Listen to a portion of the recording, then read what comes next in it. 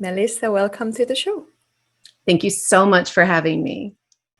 I am super excited to talk with you because you have a great way of integrating both the biological and physiological aspect of longevity research, but also the psychological and mental aspect of what it means to flourish and extend your lifespan and be a human essentially, and how we can use our mental and psychological skills to enjoy the life more and maybe even extend it a bit. So yeah, I think what we forget often is that we are not just a piece or a part. We're not just a lung or a heart, a mind or a body.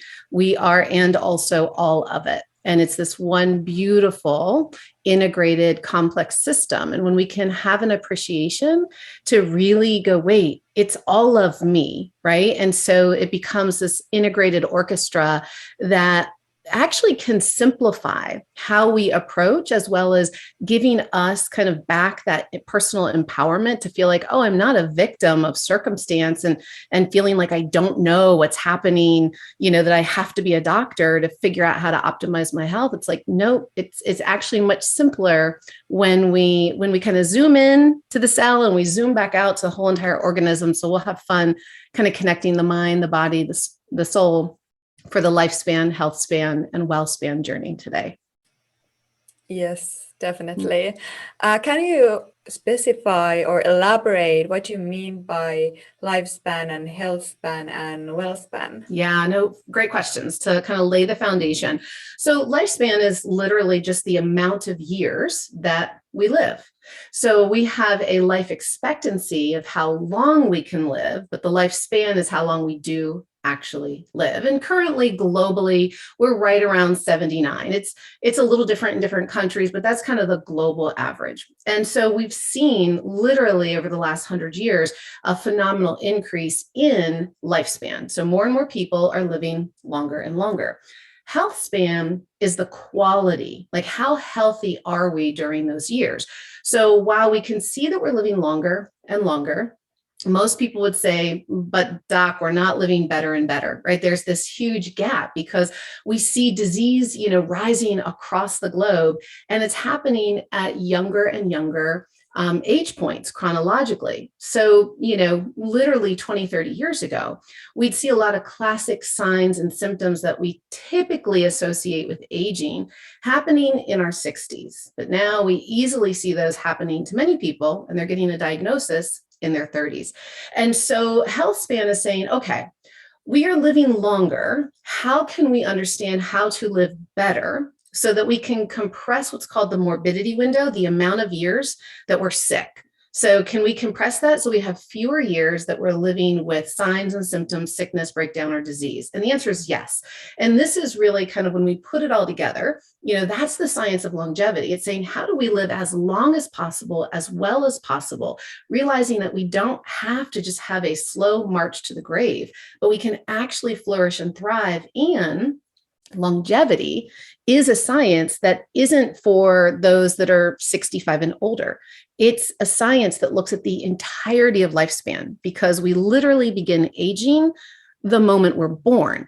We literally begin to have our lifespan impacted before we're ever conceived, upwards of about 90 to 120 days beforehand epigenetically. So longevity starts in preconception, and it goes throughout our life, and also what's happening now, right? We start to lay imprints of what can happen in our future generations. So it's amazing. Yeah, definitely. This idea that our lifespan is already affected by our parents and maybe their parents. Can you tell a little bit about this epigenetics and how it actually works and how our DNA, for example, is related to that? Yes, absolutely. So I'll keep it as foundational as possible to try to make it like really relatable. So first, let's realize that our DNA is the blueprint of each of us as an individual. So think of it like your instruction manual for you. And, classically, when they were mapping the human genome for many, many years, there was this idea that our genes are our destiny. Whatever your blueprint says is exactly how you're going to express. And then the science of epigenetics came along to say, no, we can see that people have, similar parts of their code, their blueprint, so to speak, but they don't express the same. Why can people both have the BRCA gene, but one will have breast cancer and one won't? Something doesn't quite add up. And so the study of epigenetics is really looking at, it's all about the signal. So epigenetics means literally above the gene, and it's the signal from the environment around the gene that is essentially communicating to the DNA. That's kind of, think of it like the foreman, right? So yes, you've got a blueprint and instruction manual, but I like to think of it almost like ingredients for a recipe. So depending on how those ingredients get pulled from the shelf and mixed, a little more or a little less of certain ingredients will determine if somebody's going to make a cookie or a cake, for example, right? Similar, but different. And that's the same thing with our genes. So this concept of epigenetics is really we live in what's called the exposome. So it's kind of the sum total of all the things that are happening, our interactions of how we each show up and interact with our life, the environment, our thoughts, our perceptions, our beliefs, the foods we eat, the air we breathe, the water we drink, the relationships we're in. It's all of the signals from life. They're constantly being communicated in. Well, the epigenetic signal above that gene is really the interpreter of the signal, so to speak. And so then it's really, in essence, saying, hey, DNA, we need to turn on, we need to activate, we need to produce, we need to make, or hey, DNA, we got to close you off, we got to protect you, we got to shut down. So think almost in a way, again, in a real simplified manner, of an epigenetic signal interpreting the information from the outer world to say, is it safe for thriving or is it dangerous? And we've got to close down because we can barely survive out there. So when it's kind of safe, not safe, thrive or survive, the internal mechanisms say we can open, expand, and grow and evolve and replicate, or hold up, we got to close down, we got to protect, we got to, batten down the hatches. And so this process is called methylation. That's kind of turning things off or closing and protecting parts of the code, or acetylation, which opens up and makes that code accessible. So 90 days before we're ever born, our parents are going through stressors, and the sperm is actually being marked. So the sperm will have methylation marks placed down upon it. So really and truly, the stress level, the distress, let me be really clear, we'll talk about stress today, because stress is actually designed to be highly beneficial to allow us to evolve into greater states of health and thriving. But when we think of distress, kind of the unwanted or what we perceive as the negative side of stress, that can be already putting down these methylation marks on the sperm, because essentially the internal physiology that's reading that external environment is saying it's dangerous out there. And we've got to make note of this so that our future generations know, and they know how to handle this adversity. So it's a really beautiful, intelligently designed communication system.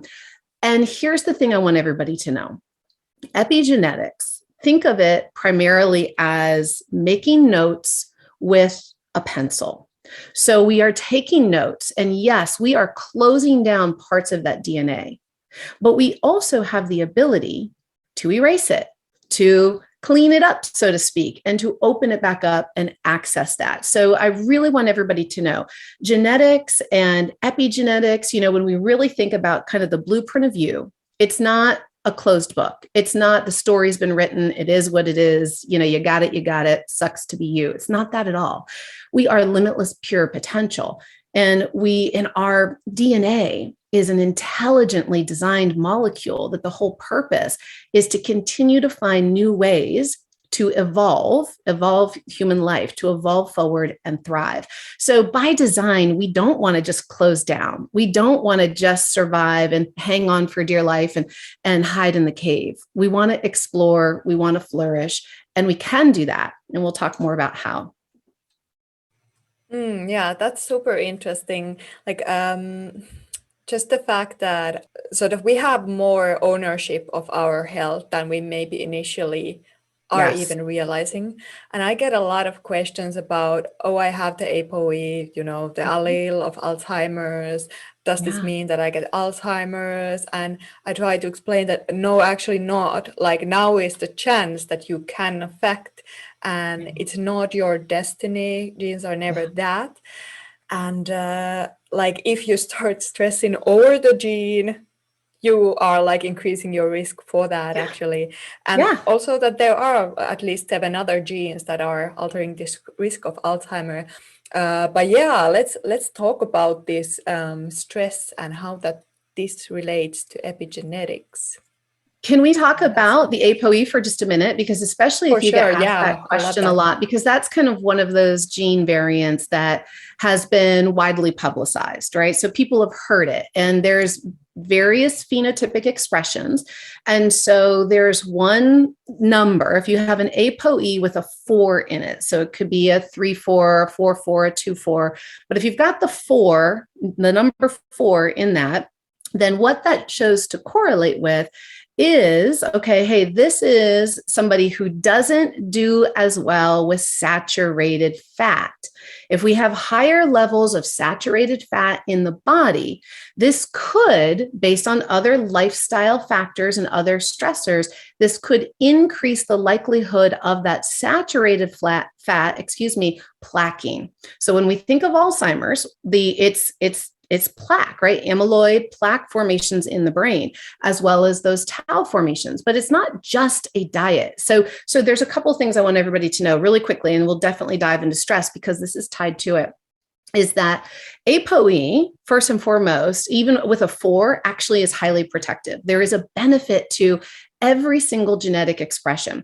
So those with that, typically that really evolved out of South Africa and really showing these viral property protectors. So people with an ApoE with a 4 in it, they actually have better protection against viruses. And their bodies, their immune systems are actually a bit more robust. So, it's not all as terrible. And we have not learned in media how to discern, to remember the human body is not all or none, black or white, on or off. It's and also.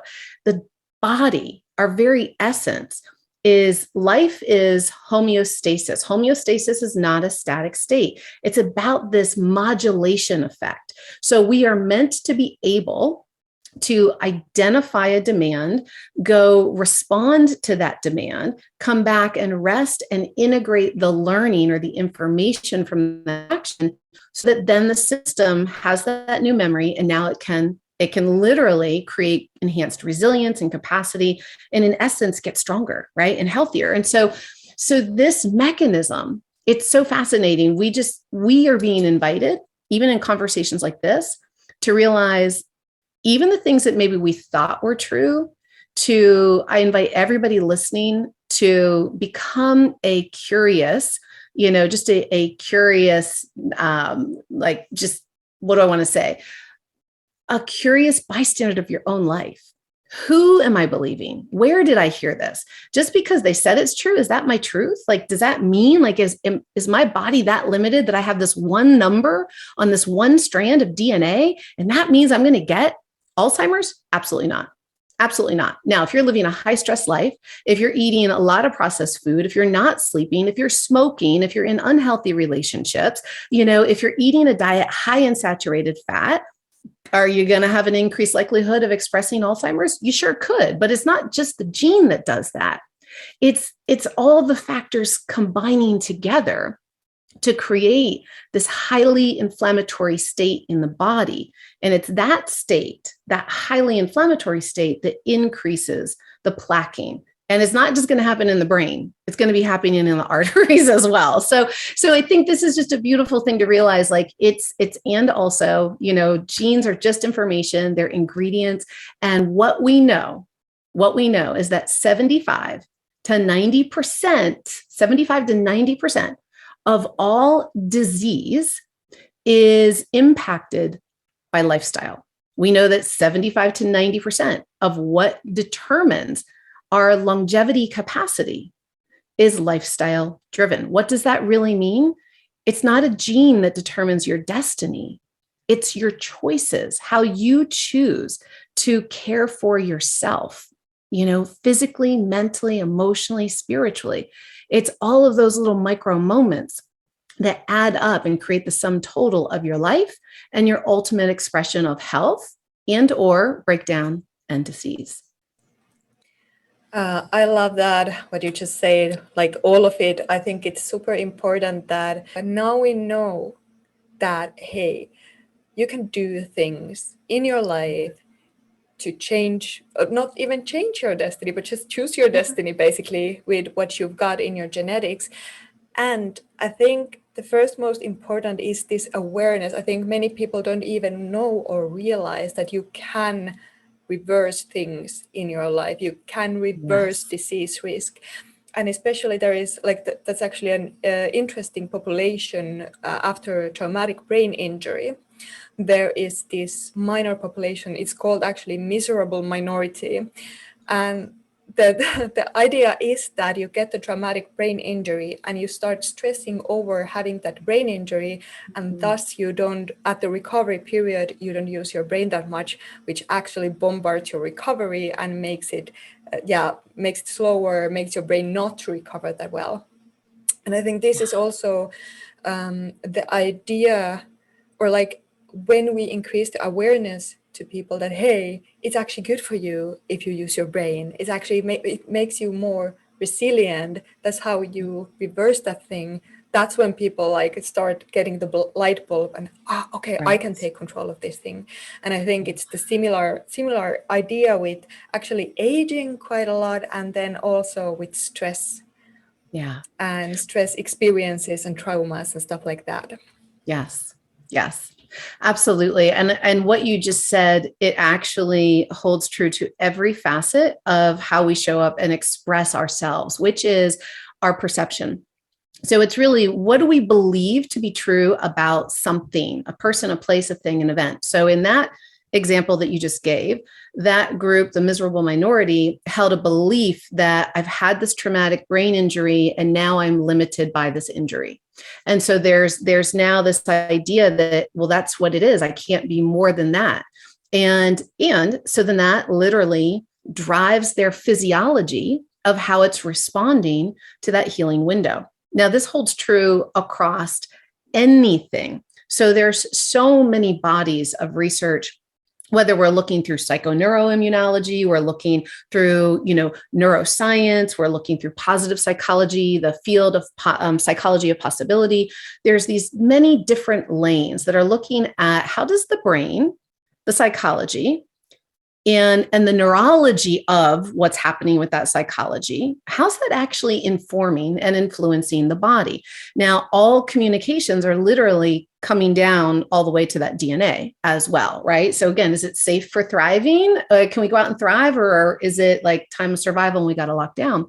And so I think fundamentally, as we move forward in this conversation today, if there's anything that your audience could take away, it's to realize, like, look, no matter what life has brought to you until this moment, may you know that you are so much more than that. You have limitless potential and possibility in each moment to simply, it doesn't mean that you have to become upset. Well, why didn't somebody tell me this? And why didn't I know more was possible? And why are they doing it that way? And whose political agenda is this? No. Let's just take it in and say, well, what do I want for me? What do I believe to be true? Is this perception, is this belief helping me or hurting me? Is it working for me? Do I feel empowered? Do I feel excited? Do I feel uplifted? Or do I feel afraid? Do I feel afraid wondering if I've got the APOE? The moment we realize that we're holding a perception, regardless of where it came from, our cultural editors, media, teachers, right? The latest scientific article that came out, the moment that you take something in and it creates fear, it creates a tension in the system, recognize that that is truly, I say that our limitations are our invitations. That trigger, no matter how slight or overt, right, or dominant it is, it's an invitation for you to simply go, well, wait, is this true for me? Do I feel like if I believe this, Like this really works for me. Is this helping me? Is this allowing me to be the healthiest me I want to be? And if for some reason you're like, nah, this isn't it, then you can either go do a little bit more research, right? Go see if there's other different, more information to the story. Or if it's just something that you can say, well, how would I rather be feeling? Because, I'll tell you, my gosh, there's so many studies on the power of perception and longevity and aging. And here's something this is so simple. So I'm going to actually do this with you, Inka. When I say the word wise, tell me what does the word wise immediately bring up to you? What do you think about that? That somebody's wise. Mm-hmm. That somebody's insightful, that they have a overview, like a big overview on things instead of like narrowed attention, that they are old. Maybe because life experiences creates wisdom, and that they should be listened to and that they can be learned from. Great. Okay, now what about the word senile?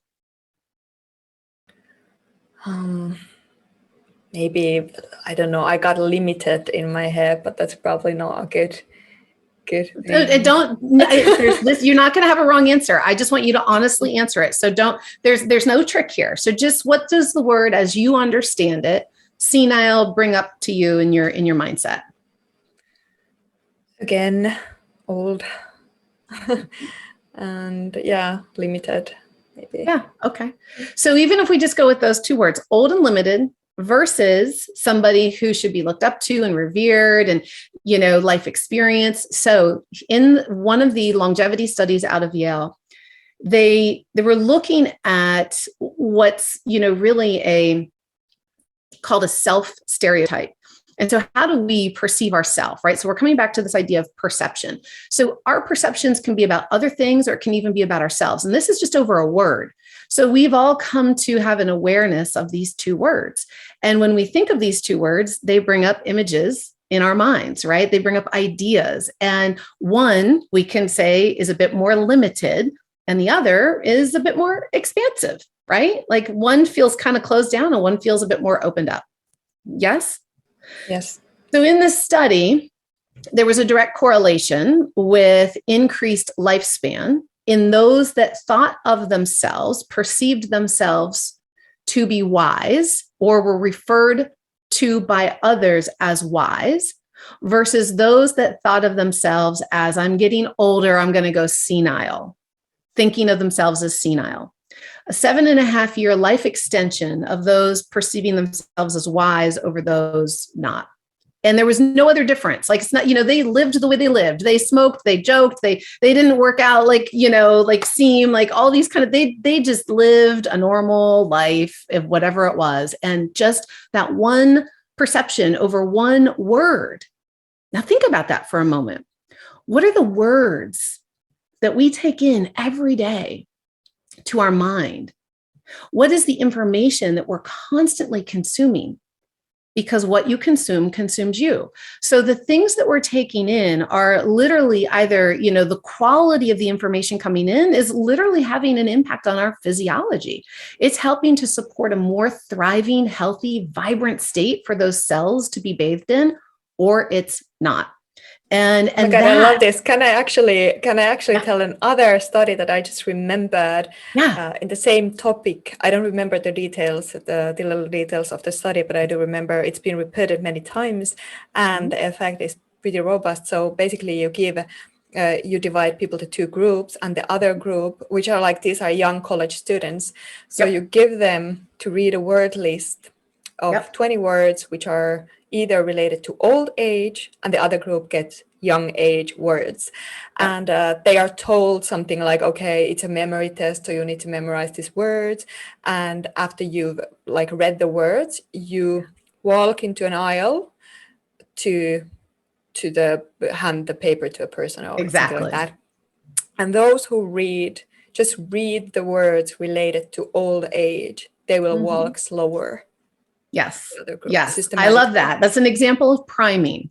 So how we are being primed, right? So how colors and sounds and sights in our environment and the world around us, the things, again, that we're taking in, it's priming us to have these correlations. So we think of old and they're just like, oh, well, an old person walks slower. They're slumped over, they shuffle. And so unconsciously, there was a correlation with those words. And then they literally started to exert that type of behavior. And it was, I love it. I love that you brought that one up. And you're right, it has been reproduced many, many times. And this is something we all go through every day, even if we don't want to believe it. You know, it's why social media is both as powerful and as damaging as it is. A really amazing tool that can be so powerful. But if we're not aware of what we are feeding ourselves from our feeds, right, it can become really limiting and very damaging as well, and really start to kind of reinforce our cognitive biases and start to limit and create greater distress in the body and mind. Yeah. So how does this then relate to epigenetics and aging? What's the consequence to a biological level? Say that one more time. I didn't hear the first part, Inka. What is the link of this perception, this thought process in relation to epigenetics and biology? Yeah, absolutely. So there's pretty profound effects, because really, let's just think about it. Let's just think common sense for a moment. If I'm thinking thoughts, so let's go back to that ApoE example. And I'm concerned, oh my gosh, I've got this ApoE4. Does that mean I'm going to have Alzheimer's? And although we might not think about it every day, it's now like an app running in the back of the, kind of in the background of our body. And it's this little just angst that's kind of there. So the moment that we have angst, that we have distress, right? We all know of the fight, flight, or freeze, the sympathetic response. Here's the deal, just a little reminder. I'm sure your listeners know this, but again, the most important job of the brain fundamentally is to keep you alive. And so what does that mean? It is always scanning for possible threat. And so we are really good, each and every one of us, at noticing the threats, at noticing the things that aren't good, at noticing. So although we might go, oh, that person's really negative. No, they've just got their brain's really good at noticing the potential threats. Okay. However, we are more than just our primitive brain. So there is this kind of unconscious mechanism always searching for threat. And yes, we might get triggered and go, now I'm worried. Okay. The moment that starts to happen, of course, we know there's a change in our internal chemistry. So the neurotransmitters and the hormones that are going to be released, so they're both chemical messengers. So the moment there's a signal picked up, sensory input from the outer world, the brain has to interpret that and then send that information through the body, right, to now have a response to it. And so this is constantly happening. Thank God we don't have to consciously control it, but it is what's always running every second, right? What's happening? I'm interpreting. What do I need to do about it? And so if we are perceiving things as harmful, as threats, as competition, as unwanted, then let me just ask you this, Inka. When all of a sudden you're worried, what does that feel like in your body? When you know that you're just a little anxious, a little uneasy, a little concerned about something, how would you describe how that physically feels in your body? Well, it doesn't feel good. I mean, it's an increased heart rate. I will get tense. I will get, guess I'll get a little bit agitated. I'll get not as, I feel like I get like shut down. Like it's just something that withdrawal, something like I don't really feel like doing anything. Right. Or, Yeah. So thank you for that. Now, what about when you're feeling joyful? You're feeling peaceful. You're just feeling in the flow, in the moment, really whole, and just like all is right in the world. What's that feel like in your body? It just feels good. Like, I think it's one of the best feelings, actually, this kind of calm, present moment awareness, even better than this kind of heightened excitation or inspiration. It's even better to be like very calm. Feels, everything is possible, sort of, from that place. Yes, everything is possible, right? We're more expansive while also being in the present. So just by having you think about a time when maybe you've been a little worried or a time that you've been really joyful. You already knew what that felt like in your body. And so there's literally chemical reactions that happen with that. So in our times of distress, we're a little amped, we're a little anxious, we're running a little high. I call that our foot is on the gas pedal. So that's when we are triggering those hormones of stress. And I want to be so super clear about this. In this scenario, when we're feeling that kind of way, and how does this all tie to longevity? I'm going to go there right now. We begin to increase when cortisol is released, glucose is released. And if we're not fighting and flighting, and we're just sitting and stewing, we're ruminating, we're just sitting in that state of anxiousness, kind of in nowhere to put that energy, then we've got too much cortisol and too much glucose. And all of a sudden, now we have to start to release insulin. And so let me just say this. So those are hormones of stress that start to pump and course through the body, because if we're going to fight or flight, we need glucose to be released into our muscles, because glucose is that first immediate fuel so that we can handle the response. Okay, so it's very normal. Now, what happens is that aging is simply a metabolic process. Again, I said it starts literally the time that we're conceived. And so as all it is a metabolic cycle of needing energy, making energy, needing energy, making energy. So we need energy. The body needs to make energy so that we can live. And as we make that energy, then there's metabolic waste. And so then that waste needs to be just broken down and excreted from the body and or recycled appropriately into the cell. And so as we live, and the body's designed to handle this, okay? But as we go through life, and as our foot stays on that gas, and as we have more and more demands, and let me be really clear, stress is neutral. It's simply a demand. And we need stress in our system. It's very, very important. So in comes a demand, and we go, okay, here's the demand. We're recognizing it. Now we've got to go respond to it. Okay. We're going to respond to it. And the difference of when the demand is positive to the system or negative to the system is, do we go handle the demand and then come back and reset into that homeostasis where we rest, where we integrate the learning and so that we can actually recover?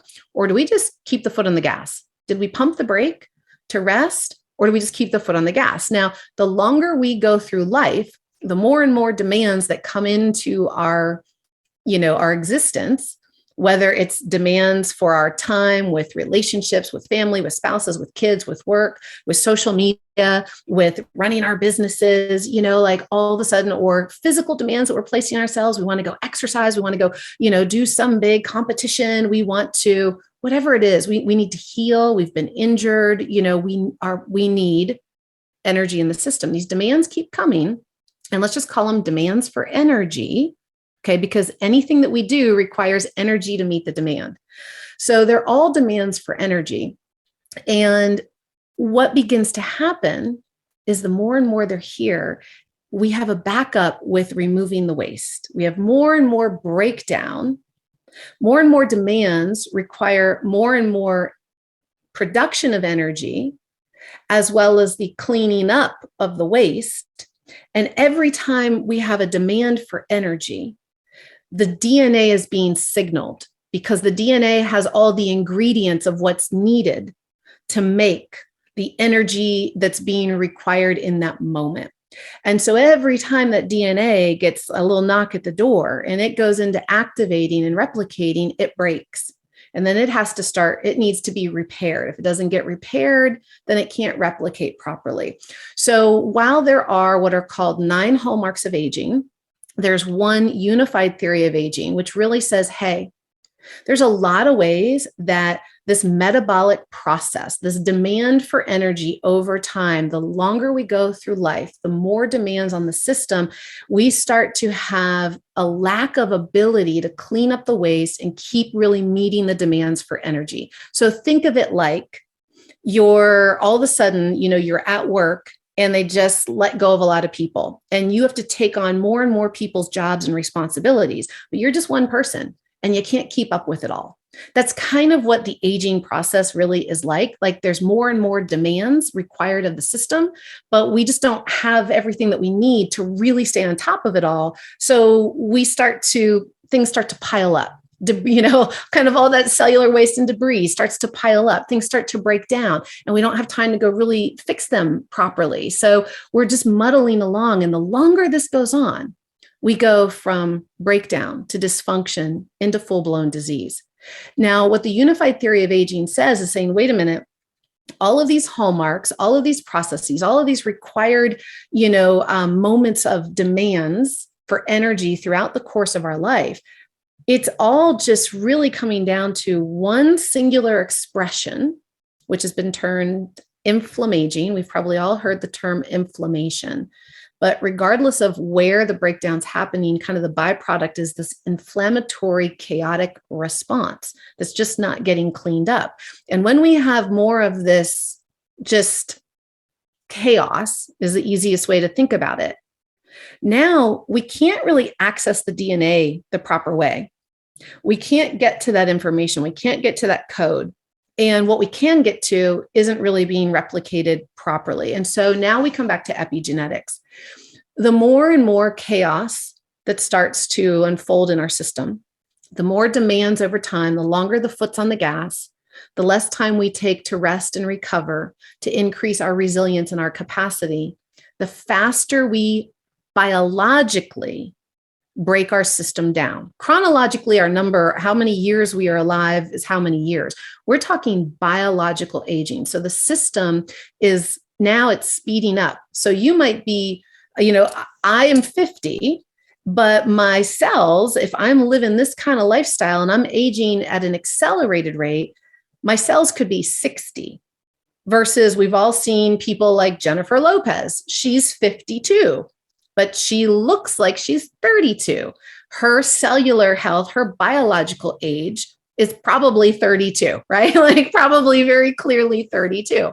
And so my point being is that we are talking about if we can clean up the quality of the signal, can we get back to that pure code that hasn't been interfered with? That can literally, it holds all the information that makes you, you, and me. Can we clear the clutter, clear the noise, clear the inflammation, start to give the cell and the pathways and the system back more of the support it needs so it can keep up with the demands coming in? Because if we can do that, then we can actually slow down the rate of biological aging. And if we can slow it down, we can also reverse it.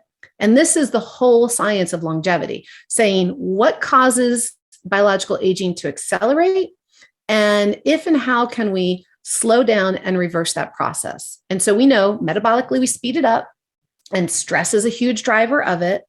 And stress is physical, mental, emotional, chemical, and environmental. It's not just emotional distress. It's stress in this terminology is too many demands on the system, and the system can't keep up with the demand. That's what stress is in the aging paradigm. We can't keep up with the demand. Okay, so we're breaking down much faster than we're able to repair. But if we can support it, we slow down that breakdown and we age in reverse. Whew, I know that was a lot. That was such a good explanation, though. Like, I love that. Like, basically you can reduce that idea, like that was an amazing explanation, but just to, if you want to take one key takeaway from here, is that when your demands exceed your ability to cope, yes, or ability to handle that stress, you start to break down and you start to age. Yes.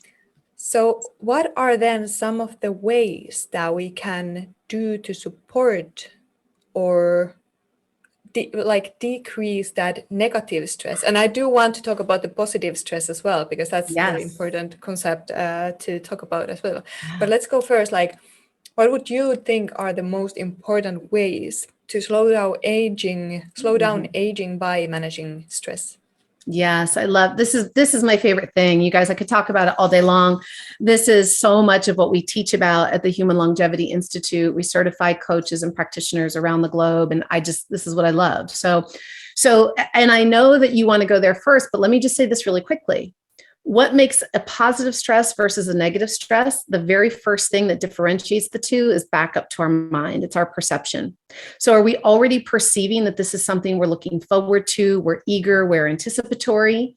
Like that's what's termed eustress. We are leaning in and growing forward, even if it's a challenge. Like it's a challenge, it's a demand, but you know what? Like I'm ready for this. And we've all had those moments where like, yes, I'm going to take on this new thing and it scares the heck out of me. But you know what? Like, I'm so excited to go do this thing. Okay. That's eustress. That's positive stress. And we can dive into that deeper here in a few minutes. But again, the distress is the perception. We've already got the perception. Back to the APOE, this is bad for me. So we're already heading into something with a mindset of this is bad, this is unwanted, this is going to be too much. How am I going to handle this? I can't keep up with this.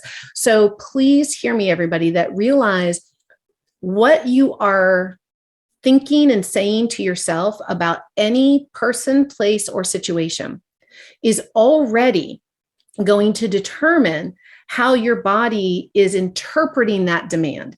Do I already interpret that this demand is going to be harder for me? And what we know by the research is that when we already come at something with a distress mindset, we already think it's bad. We already think it's going to be hard. We already think it's like doom and gloom. The body already uses 2 to 10 times more energy than if we come at it with I'm eager, I'm open. Like, look, it's not going to be easy, but like, let's do it. I want to experience this for myself. I know I'm going to grow through this as a result of it. That creates greater metabolic efficiency in the body. Okay. So now we're overloaded with distress, and that's just the world we live in today. Right. And so interestingly enough, it does require us, if we choose to really make a shift, slow down the aging process, and more importantly, here's the big thing. We know that when we slow down the rate of biological aging, we reduce all-cause mortality. We literally are helping to reduce the likelihood of expressing chronic disease. And what I want everybody to realize is that in this conversation around aging and longevity, what's really being discerned is that, wait a minute, every disease process has the same signature, this inflammaging, like it all roads kind of lead to the same expression internally. And so are all of these things that we call diseases, are they really just aging? And so, this is what's kind of being looked at to say, maybe we unify, we come together. And if we, instead of trying to like spend all of our energy and effort in these single fields, if we can understand this full complex dynamic system and we understand the signature inflammaging expression, and then we really understand these core pathways that can slow that down, can we then help to exponentially increase the healing capacity of the body? And the answer is yes, yes, yes, and yes. So everything that we're going to talk about right now, how do we handle stress? Know that when we really understand what stress means for us individually, that's where you become the personal controller of your own health destiny. And what I mean by that is you will now hold the keys to realize like, wait, I can turn off the engine. I can pump the brake. I do not always have to have my foot on the gas. I don't always have to just be reacting and responding. I can pause. I can sit. I can integrate. I can do more of certain things and less of other things. And when we all of a sudden realize, hold up, although it feels like I'm just reacting to life, and it feels like everybody else is trying to tell me what to do, when to do it, why I should do it, how to do it, I'm really a sovereign human being. I am the controller of my own destiny, meaning specifically, I have sovereignty over my body. And so while I may not be able to change my boss's mind about, this, I'm the right person for this project at work, I know I can help myself be more resilient and responsive. So regardless of what happens from other people and places and things in the outer world, I am in my most resilient and healthiest state. So step one is realize you really are in control of you. You are at choice over you. Choice is both the things that we do and decide not to do. Either way, it's a choice. Okay. A choice to blame another or to say, well, what is this reflecting to me? If this is triggering me, what is this showing me about myself? Like why do I need to feel this way? Maybe I don't want to feel this way, because stress is starting here in the mind, a perception. Our psychology then informs our physiology. So then the hormones start to flood, and the more we have glucose and the more we have cortisol, for any of those biohackers out there that know of some of these aging pathways, all of a sudden we kind of flip the switch on this main pathway called mTOR. So, hey, things are abundant. We start to grow. You would think growth is good, but the more we are in growth, the more we are in cortisol, the more we are in glucose, the more we are in insulin production, the more we have weight and fat accumulation, the more we have hormone dysregulation, the more we have growth, which is one of the factors that will lead to proliferation of cells, aka different types of cancers. So while we need mTOR to work when it's supposed to, we don't need to overwork that pathway. If we overwork that pathway, we start to accelerate aging. And distress is one of the fastest ways to accelerate that. Now, how do we handle this? First, it's really important, step one, to simply, I say it's the ACT process. We are going to first just get really curious and become aware.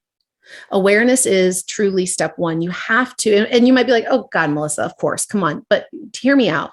I work with so many one-on-one high-level clients that do not understand some of the subtleties of what their stress is. Because I work with a lot of high performers, my people, probably like your ApoE people, they want to get it so right. They want to get it so right. They want to be their healthiest, that guess what? That's already presupposing mentally that they're doing something wrong. And that mindset in and of itself becomes a distress. The system's always amped. Okay. So what is causing you to put your foot on the gas? What's getting your most attention? Where do you put your most time, your most energy? What are the things that you value? So remember, there's physical, the demands we're putting on our body. Are we going and going and going and not getting enough rest? Are we working out like a mad woman and we're not taking the time to let the body really rejuvenate and repair? Or are we never moving and we're totally sedentary and we're not giving the body the right stimulation it needs just to increase normal oxygenation and circulation? So we're thinking physical. How am I moving my body or not moving my body? What are the physical demands I'm putting on my body every single day? So we're thinking physical, we're thinking mental, emotional. What are my thoughts and my emotions and my feelings and my beliefs? This, you guys, is a really important area where you can have the most like immediate ahas, because typically we think of stress as like a mental thing. So you already know the moments when you're worried, you're anxious, you're agitated, you're uncertain, you're jealous, you're angry, right? Like those things that just don't feel good. That having awareness of that is going to become really important. We're going to talk about it in a moment. The moment we start to become aware, physically, mentally, emotionally, chemically, environmentally. So these are the foods we're eating, the air we're breathing, the environments we're living in. If you walk into a certain, maybe you go into work every day and they have those scented air, fresheners throughout. And, every time you go into your office, you get a low-grade headache. You're like, what is it about here? That's actually a stress to your system, right? So meaning distress, all of a sudden you're realizing, I don't feel good. I may not know exactly why, but I'm noticing, I'm becoming aware of the things that don't feel really great. They deplete me, they drain me. I don't like them. Okay, great. That's super important, because the moment we realize what we don't like, then we can simply acknowledge, hey, I don't like this. This is just not working for me. I'm done feeling this way, thinking this way, being the one that does it all. I'm going to take a break and I'm going to invite somebody else, another family member, to do the dishes tonight instead of me doing them again. Okay. So after we get to do a little self-awareness, we start to say, I'm acknowledging this. So now what? Because here's the thing, gang. We're going to keep doing the things we're doing the way we've been doing them if we believe on some level that they serve a purpose. Now, sometimes this is just autopilot and we haven't, put the foot on the brake for a moment to step back and just simply say, is this working for me? So this is kind of what awareness is. It's not judging and blaming and shaming yourself. It's becoming a curious observer of yourself, of your life, of your relationships, of your habits, of your perceptions, of your beliefs, not to judge them, but to simply go, oh, that one's kind of weighing me down. That one doesn't feel really light and good and uplifting. That one feels kind of limiting. And I get really ticked off when I have that. Then we go into really, and I'm going to tie this into some physiology hacks here in a moment, but I just want to give this really important framework because this can just feed you in so many ways. Because once we become aware of the things that drain and deplete us, the things that are no longer a fit, maybe they used to be true, but they just aren't true today. That's not who we are anymore. We now have more information. We have a new perception. We have a new way that we want to kind of go out and express ourselves. So then we're at choice. And choice, you guys, I say choice is the simplest thing. It's a toggle switch. It's do more. Here it is. When in doubt, do more of what energizes you, of what nourishes you, of what sustains you, of what fulfills you, of what allows you to feel whole in yourself, in your truth. And do less of the things that don't. Do less of the things that drain you and deplete you, less of the things that you feel you have to convince others to recognize about you. Like all I'm saying is yes, absolutely. And you may have to tell yourself this every single day, multiple times a day, and just go, okay, wait, I'm going to act. I'm aware, like, oh, here's this thing again. Oh, that sucks. Okay. Choice, pump the brake or put my, like, what foot, where am I putting my foot on the gas? Am I feeding the things in my life that feed me, that are soul filling, right? And life giving, or am I feeding the things that are soul depleting and life draining? So when we get that simple with our decision making, our choices, now it's like really easy. It's a yes or a no. And if we're not clear on a yes or a no, then we go, okay, I'm not clear. So at least not right now. I'll come back to it. But for right now, I'm not clear. So I'm not going to say yes. I'm going to just say, I'm going to give it some time to process and not right now. And then now all of a sudden, where we start to show up and take action in our life, where we start to, really share our time, our effort. This is kind of T. T is all about how we transforming what's been into what is becoming and shall be. And that's through our choices. It's through then, now I'm going to do more of this or less of that. And so I'm going to start to take some different actions, or I'm going to take more action in certain ways and less in others. So now that you've got kind of a little framework, I do want to help you know there's a way to use your body to shift your brain and to shift this process. But before I do that, because I know I've been talking for a minute, Inka, any thoughts or anything you want to add to that, or questions about just kind of that little framework? Well, I think that is like one of the key messages for sure in this, how psychology determines our stress levels. And I always say, it's the key thing on how you perceive your own stress, how you perceive your own life, and that you take action as well to sort of create the type of a stress or a mindset you want to create.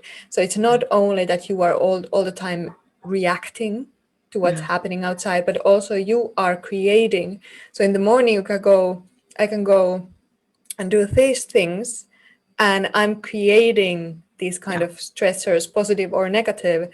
Or I can go to the other route and create something different, because many times we think that life's happening to us.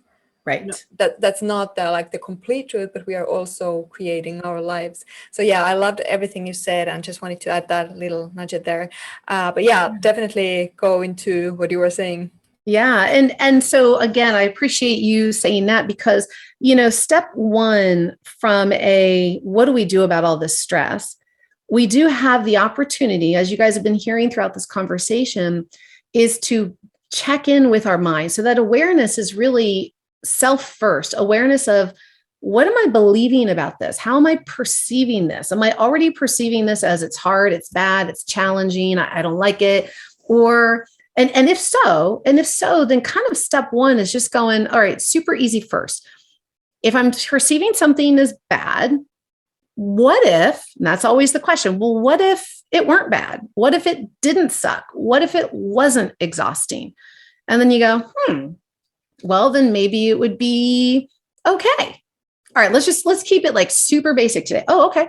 So then step one of how do I start to pump the brakes is just going, oh, I've been seeing this work situation as really bad. And every day I'm already anxious going in there. I don't want to see this particular coworker. They just trigger me every time. And I'm like, I can't stand my job, but I love my paycheck and I need that paycheck because we're going to have a baby. And oh, okay, so now you're like, well, wait a minute. Well, what if this didn't suck? What if I didn't even pay attention to that coworker? What if that coworker and I actually found common ground?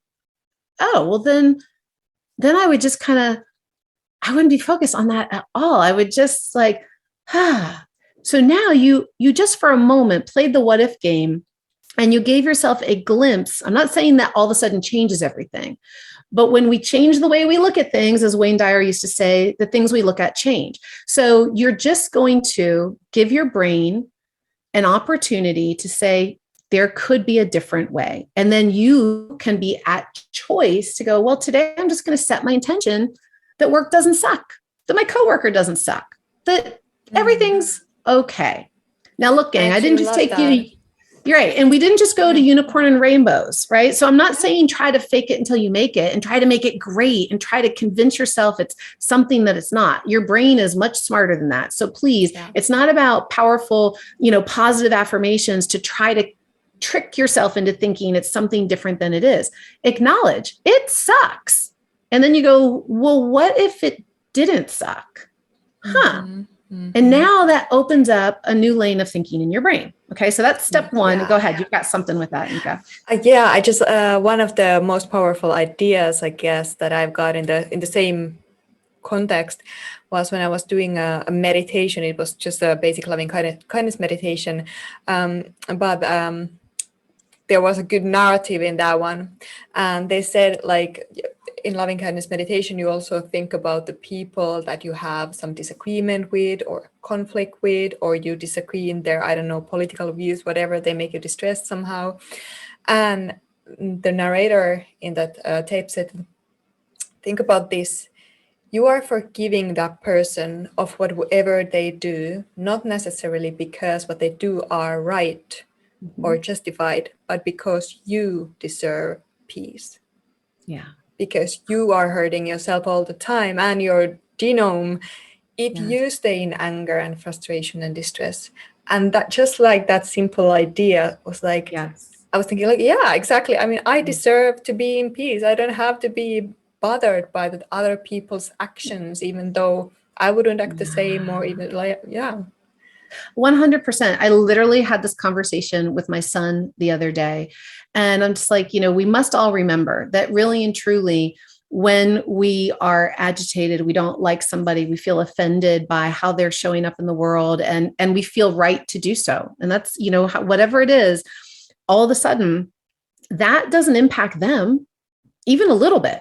It's only impacting you. It's impacting your physiology. It's impacting, and if it feels bad, right? Like if you love it, if you're just like, they're a jerk, but I love it. I love thinking about what a jerk they are. If you feel really good when you're having these thoughts, then that's one thing. But typically when we're feeling, right, like that it would be appropriate to practice a meditation like that, some forgiveness about another person, it's usually because we are feeling wronged, offended, harmed, right? We're feeling disrespected. We're feeling like somehow that person has done something to us or is causing something to be hindered or negatively impacted in our lives. And so by that person doing their thing, it's negatively harming me. And so now we think I'm justified to hold this grudge and this anger and this agitation about them. How dare they?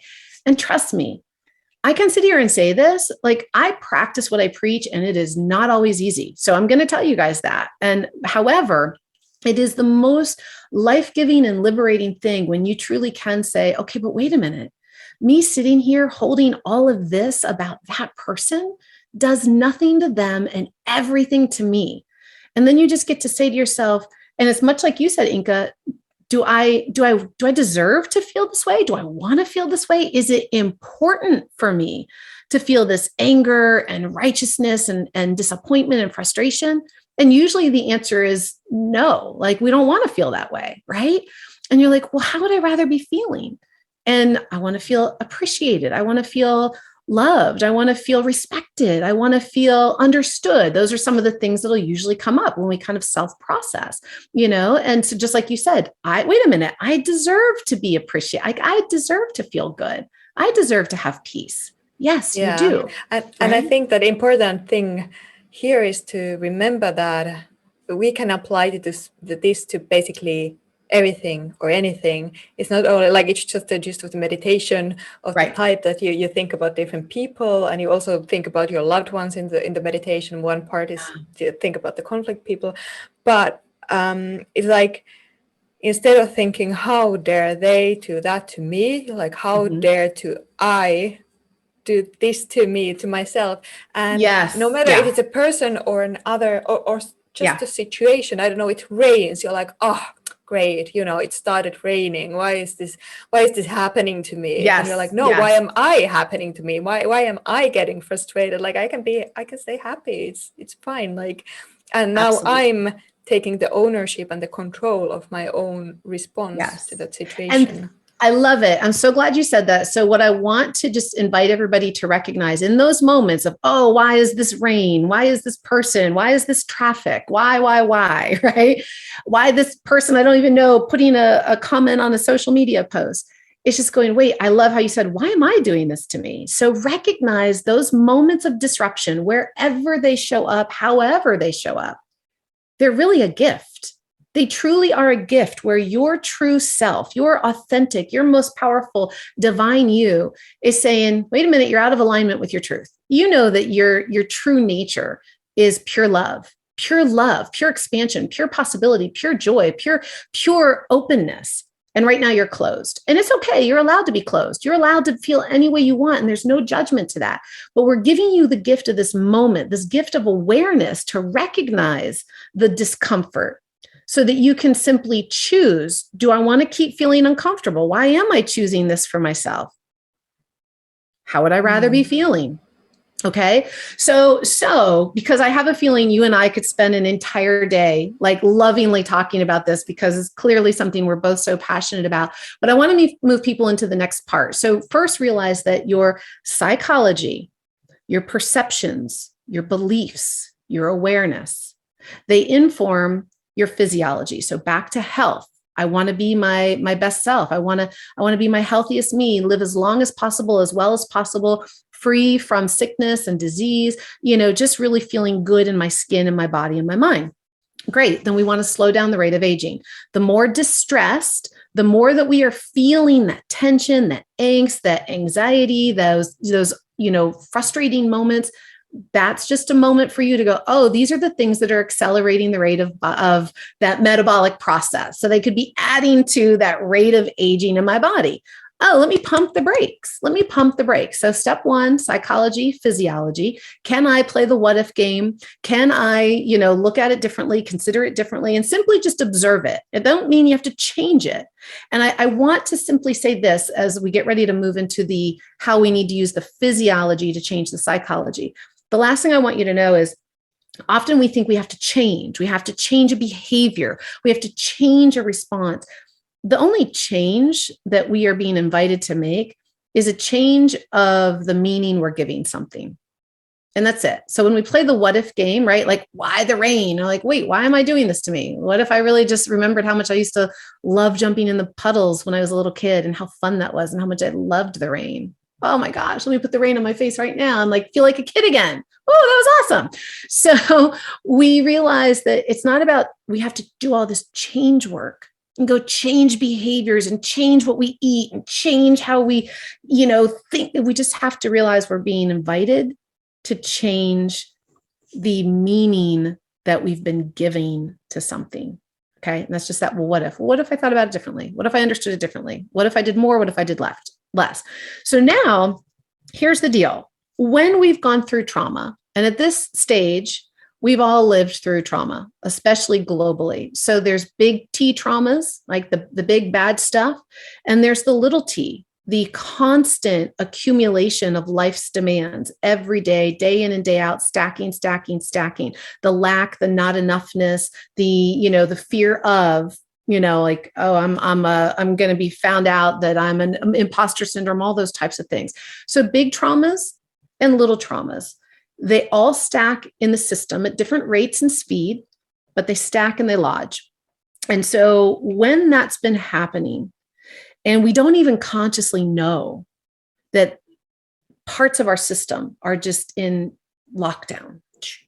Parts of us get locked away. They get closed off, kind of like the methylation marks on the DNA.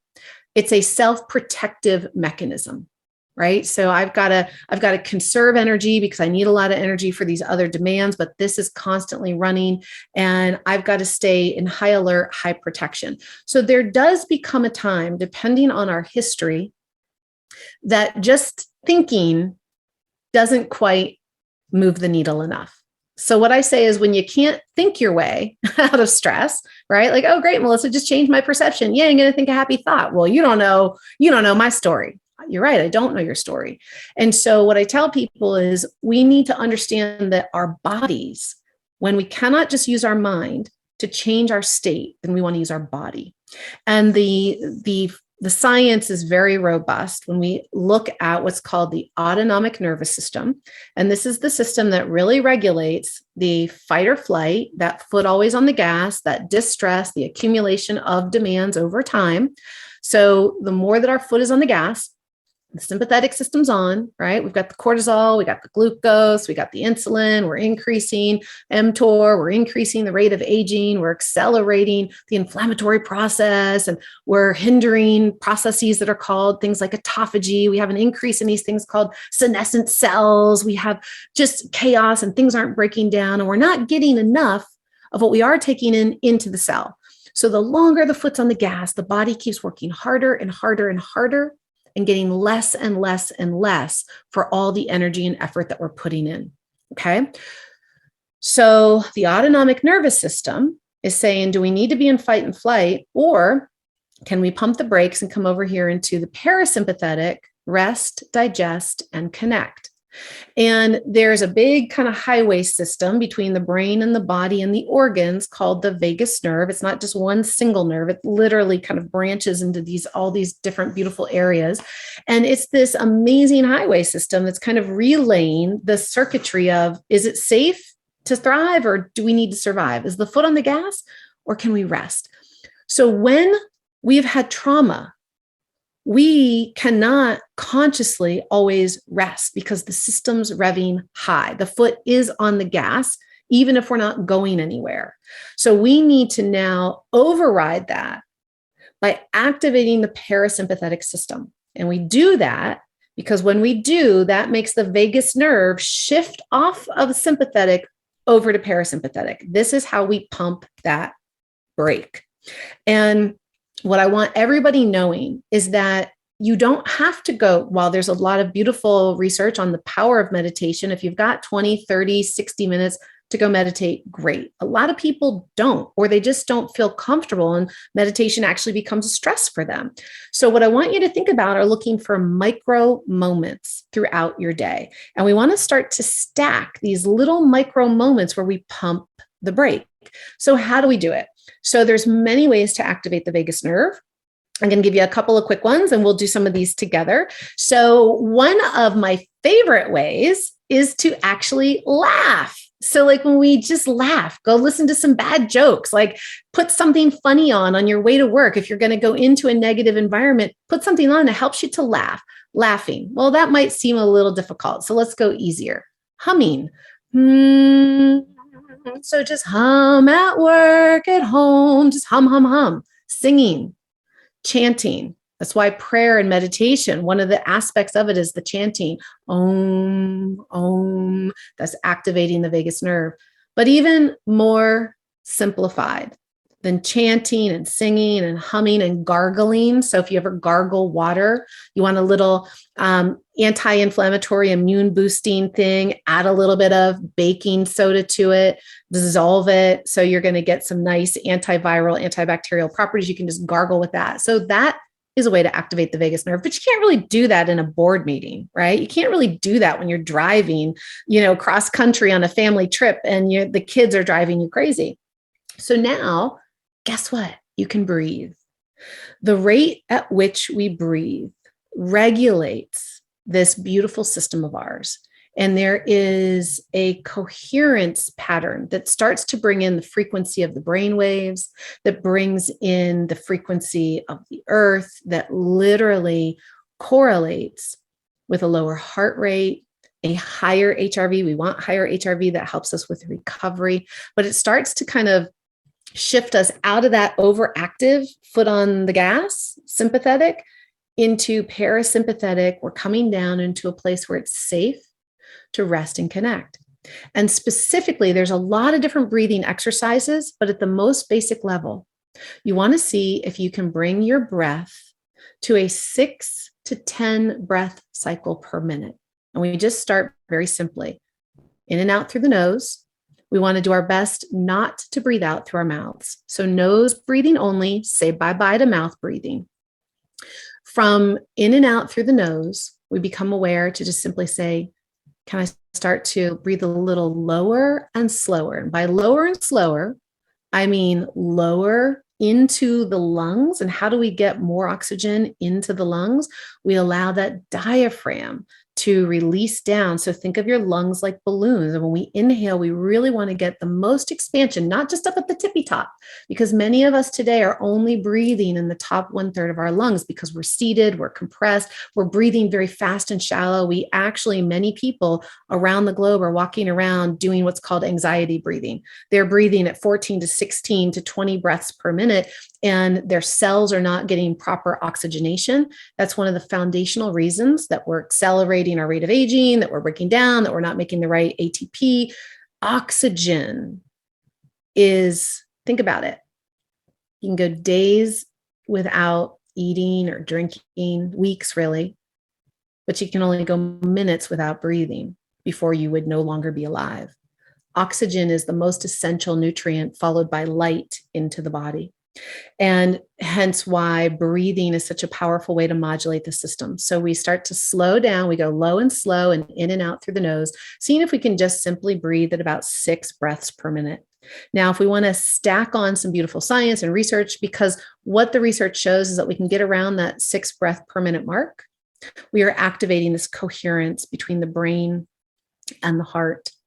And so for everybody, can we take just a minute, Inka, and do a little coherence exercise for everybody? Yes. Okay. So if you all are listening and you're driving, then don't participate. You can listen, but don't really fully do, okay? Because we're going to take a minute. I'm going to invite you all to close your eyes here in just a moment. We're going to take about 60 seconds, okay? Just so you can have a moment to feel this for yourself. And I'm going to just invite you right now to first close your eyes and simply bring your awareness to your breath. And we're just going to notice how you breathe. You're just feeling the breath coming in and out through the body. And as you're now becoming aware of this breath, you're simply inviting it to move softly and easily just in and out through the nose. Closing the lips, relaxing the body, feeling that breath move in and out through the nose. And as you're noticing this, I now invite you to place your hand over your heart, bringing your awareness, your mind to your breath, and the breath now to the heart. As if each in and out is moving in and out through the heart. In this space, slowing down that rate, softly, slowly, Just allowing that breath to effortlessly move in and out through the nose, in and out through the space of the heart. And as you are so naturally and easily doing this now, consider a moment when you experienced deep appreciation. Appreciation for yourself, for another, for an act of kindness that you saw, that you heard. Appreciating you just being here, taking the time now to breathe and pump the brakes just for a moment, to give your body back a sense of ease and calibration. And as you're breathing in and out through the nose, in and out through the heart, carrying this appreciation, imagine that it moves with the breath, flowing through the body and out into the moments ahead, knowing that breath is already laying the path for moments filled with ease and flow and appreciation. And from there, we come back to here, opening our eyes, hands at the heart, just taking a moment to give gratitude. Bring the hand down, eyes fully open, smile big, just kind of move that face and just smile fully. Open the eyes big and kind of move the hands, move the joints, roll the shoulders. You're fully back. But now you have just a state of expanded ease.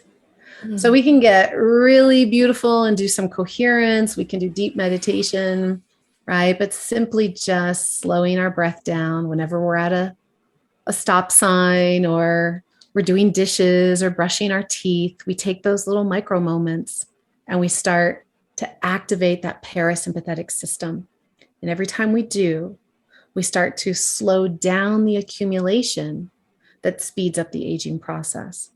So as you start to bring greater resilience and capacity and ease into your system, you become more timeless and ageless. You become healthier and more vibrant mentally, physically, emotionally, and spiritually. I love it. Thank you so much. That was such a good exercise. I feel very calm, appreciative, and so short and effective. That's actually a perfect exercise to wrap this conversation. It has been hugely interesting to chat with you. I think we could honestly go on for hours. I still have so much questions, but just being mindful of the time. And but one last question I do want to pose is actually if you could quickly give, or firstly, let's do this. If you now could go back time and talk to yourself, like let's say teenager self, what would be the one life nugget, the one most important that you would give to yourself?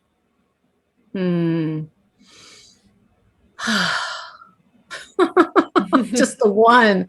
You know what? I mean, I believe I would have taught her the ACT principle, to know that she is enough and that she's in control, so to speak. Control might be the wrong word, but that she's the creator of her destiny, and that she doesn't have to be feeling like she's a victim to everybody else's whims and wants and needs, but to really feel good at starting to practice and nurture and express her authentic path and truth, and honoring those feelings and emotions, and knowing that she didn't have to take it all on. She could pump that brake. So I think kind of that little framework would have been the one thing that I would have given her then. I can only imagine where I'd be now if I had that back then.